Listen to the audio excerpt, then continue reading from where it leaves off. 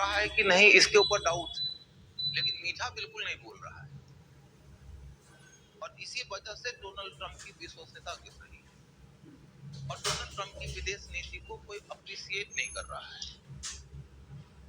हो सकता है कि डोनाल्ड ट्रंप के बाद भी अमेरिकन विदेश नीति और विदेश नीति से जुड़ी हुई कई सारी बातें जिसको आप अर्थनीति में रखते हैं, जैसे कि टैरिफ का इशू है, वो सेम रहेगा। मुझे लगता है कि अमेरिका अपने टैरिफ के मुद्दे पर थोड़ा आगे पीछे करके सेम रहेगा आगे भी, क्योंकि यह सिर्फ और सिर्फ डोनाल्ड ट्रंप का फैंसी मात्र नहीं होगा।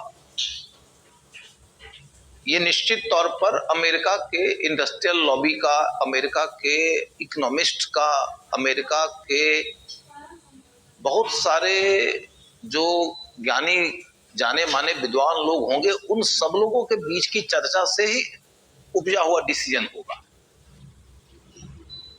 जिसे लागू करने के क्रम में डोनाल्ड ट्रंप थोड़ा हाई हैंडेडनेस दिखा रहे हैं। और यदि डोनाल्ड ट्रंप नहीं भी रहेंगे प्रेसिडेंट तो उसके बाद भी यही नीति चलती रहेगी, क्योंकि इस नीति के रास्ते अमेरिका के इंडस्ट्री को रिवाइव करने का पर्पस पूरा होगा। और अमेरिका यदि इंडस्ट्रियल डोमिनेंस को यूं ही खोता चला गया, जो चाइना से खो ही चुका है वो, और रिवाइव नहीं किया, तो हो सकता है कि अगले 20 वर्षों में, 25 वर्षों में चाइनीज इकोनॉमी अमेरिकन इकोनॉमी से ज्यादा बड़ा हो जाए, चाइनीज मिलिट्री अमेरिकन मिलिट्री को पीछे छोड़ दे। और ये दोनों जब हो जाएगा तो चाइनीज डिप्लोमेसी अमेरिकन डिप्लोमेसी को पीछे छोड़ देगा, तो फिर डॉलर का जो वैल्यू है वो भी नीचे गिर जाएगा और हो सकता है कोई अल्टरनेटिव करेंसी, ज्यादा पावरफुल करेंसी ग्रुप में उभर के आ जाए।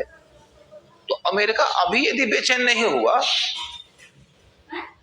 और बेचैन होकर अमेरिका अपना कोर्स करेक्शन नहीं किया, तो फिर अमेरिका को दिक्कत होगी। हो सकता है कि अगले कुछ दशकों के बाद डोनाल्ड ट्रंप को लोग टर्मिनेटर की तरह जाने के, नहीं वही है जिसने कि रास्ता बदला। नहीं तो अमेरिका तो धीरे धीरे प्रभुत्व के खोने के रास्ते की ओर जा रहा है। अमेरिका कंफर्ट जोन में जी रहा था, डोनाल्ड ट्रंप उसके कंफर्ट जोन से उसको निकाल रहा है, उसको उसके कंफर्ट जोन से निकाल रहा है कि नहीं भैया, तुमको अपने इंडस्ट्री की जमीन पे फिर से खड़ा होना पड़ेगा, नहीं तो तुम अपने प्रभुत्व को खोते हुए जा रहे हो।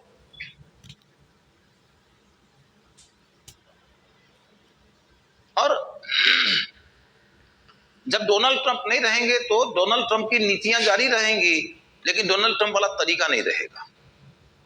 तरीके में विश्वसनीयता का बहाल होना बहुत जरूरी है। तरीके को ज्यादा मेटिकुलस, ज्यादा प्लेसीड, ज्यादा क्रेडिबल, ज्यादा कम्युनिकेटिव, ज्यादा प्रिडिक्टेबली लॉजिकल बनाया जा सकता है, ताकि आपके ऊपर आपके मित्रों का भरोसा टूट न जाए। अन्यथा आपका तरीका यदि बहुत ही उदंड हो जाता है तो एक ऐसी स्थिति आती है कि आपके प्रतिपक्षियों के मित्र ज्यादा हो जाते हैं।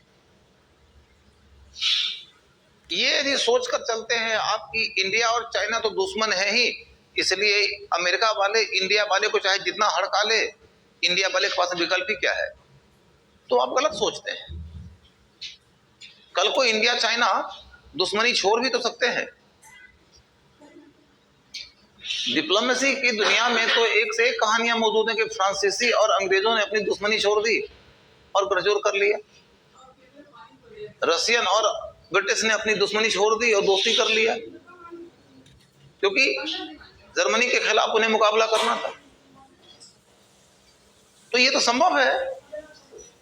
अरे कुछ मुद्दों को लेकर इंडिया और चाइना में विवाद है, उन मुद्दों का यदि शांतिपूर्वक समाधान निकालने में हम कामयाब हो गए तो कामयाब हो जाएंगे। रसिया और चाइना में दोस्ती है कि नहीं? तो ऐसा थोड़े नहीं कि रसिया और चाइना में सीमा विवाद नहीं है। रसिया चाइना में सीमा विवाद है, और इंडिया और चाइना के बीच में मित्रता हो जाए ये कम से कम रसिया जरूर चाहता है।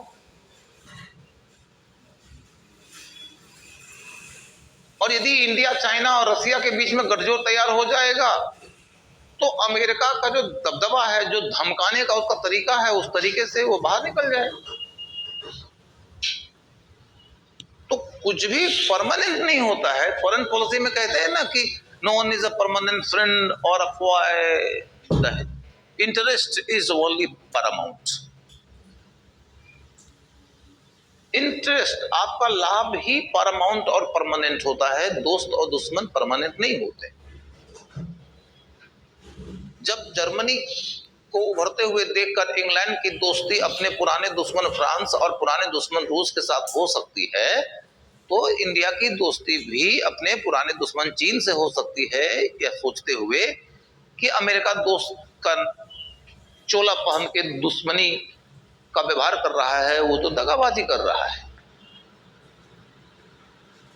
तो ऐसी स्थिति में पॉसिबिलिटी किधर की ओर भी जा सकती है। ये भी बन सकती है कि इंडिया जब चाइना की ओर झुकने लगेगा तो अमेरिका ज्यादा महंगा मूल्य देकर इंडिया को रोकने की कोशिश करेगा। उस समय तुमको सिर्फ और सिर्फ अपना स्टैंड रखना पड़ेगा मजबूती के साथ, दृढ़ता पूर्वक। थोड़ा मोड़ा तात्कालिक नुकसान होता है, होता रहेगा, थोड़ा मोड़ा नुकसान होगा, इसमें आप कुछ नहीं कर सकते। तो मैं आपको जिधर की ओर लेके जाना चाह रहा हूं वो ये कि हिटलर और डोनाल्ड ट्रंप में जो डिफरेंस है वो यही है कि हिटलर ने विदेश नीति का रास्ता इस तरीके से चुना था कि speak like a parrot and move like a bulldog, and he is speaking like a bulldog. वो बुलडॉग की तरह बोल रहा है। मूव करने के बारे में ऐसा नहीं कर सकते। वो पता चला कि 2 कदम आगे बढ़ाता है, फिर 2 कदम पीछे हटा लेता है, फिर जहां था वहीं पर लौट के आ जाता है। तो move like a bulldog and speak like a parrot, वो पैरॉट की तरह बोलता तो शायद वो अमेरिका के लिए बेहतर होता। कल को ऐसा लगता है कि पैरॉट की तरह बोलेगा कोई दूसरा प्रेसिडेंट, लेकिन रास्ता वैसा यही होगा।